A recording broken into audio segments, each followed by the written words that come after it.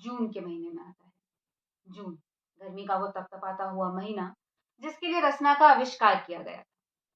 मेरे जन्मदिन की कुछ खासियत और कुछ कमियां हैं, और कुछ खासियत जो कभी कमियां और कुछ कमियां जो कभी खासियत लगने लगती है। उनमें से एक खासियत और कमी ये है कि मुझे मेरा जन्मदिन फ्रॉक पहनकर कभी स्कूल में बनाने को नहीं मिला। मेरे जन्मदिन पर कभी पूरे स्कूल ने हैप्पी बर्थडे टू यू का गीत नहीं गाया, और अपने बेस्ट फ्रेंड को 2 की जगह 3 टॉफी खिलाकर उसे स्पेशल महसूस कराने के सुख से मैं वंचित रही। एक समय पर ये बात मेरे जन्मदिन की खासियत बन गई थी, पर ये कहानी उस समय की है जब ये बात मेरे जन्मदिन की कमी हुआ करती थी। अब मुझे ये तो नहीं याद कि मैं कौन सी कक्षा में थी, पर पिछला जन्मदिन दादी के घर से बनाकर आने के बाद मैंने ये ठान लिया था कि अगला जन्मदिन तो स्कूल में ही बनेगा।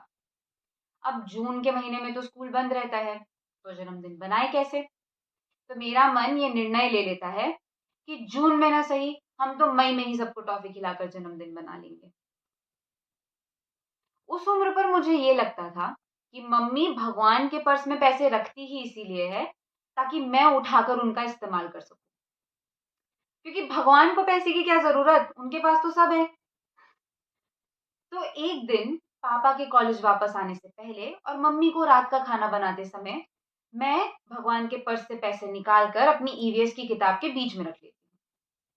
अगले दिन मैं स्कूल पहुंचती हूँ और पहले 2 पीरियड समाप्त होने के बाद कैंटीन कैंटीन चलाते थे सूरज भैया। हर सुबह जब पापा मुझे स्कूल छोड़ने आते तो सूरज भैया और पापा के बीच में नमस्कार का लेन देन होता। अब ये बात तो जाहिर थी कि ये टॉफी वाली बात पक्का घर पहुंचेगी, पर ये भी मालूम था कि जब तक ये बात घर पहुंचेगी तब तक टॉफी बढ़ चुकी होगी, हैप्पी बर्थडे टू यू का गीत गाया जा चुका होगा। तो मैं भैया से 50 टॉफी की मांग करती हूँ। भैया मुझसे पूछते हैं कि आज मेरा जन्मदिन है, और मैं हाँ कह देती हूँ। फिर मुझे स्कूल यूनिफॉर्म में देखकर भैया फैंसी ड्रेस ना पहने होने का सवाल उठाते हैं। मैं फिर से टॉफी की मांग करती हूँ। भैया मुझसे पैसे मांगते हैं, मैं उन्हें पैसे थमा देती हूँ। अब अपने हाथ में 50 पैसे का सिक्का लिए सूरज भैया मेरी ओर आंख उठाकर देखते हैं और कहते हैं, बेटा इतने में सिर्फ एक टॉफी आती है। और मैं कहती हूँ, नहीं मुझे नहीं पता, आपने मुझसे पैसे मांगे, मैंने आपको पैसे दिए, अब आप मुझे 50 पैसे में 50 टॉफियां दे दो। भैया हंसकर एक बैग में 50 टॉफियां भर देते हैं और मैं अपना जन्मदिन मनाने में सफल हो जाती हूँ।